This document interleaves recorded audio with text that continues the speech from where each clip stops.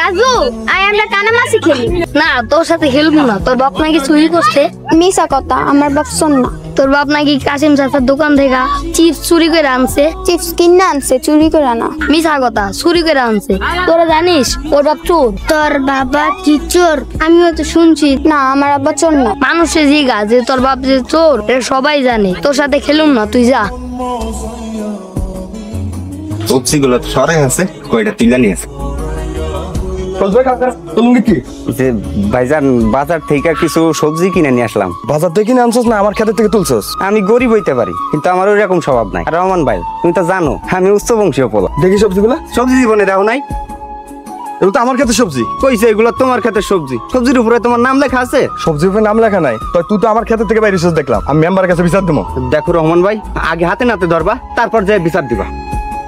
high high high high, Fazlu আমার ক্ষেতে সব সবজি চুরি করে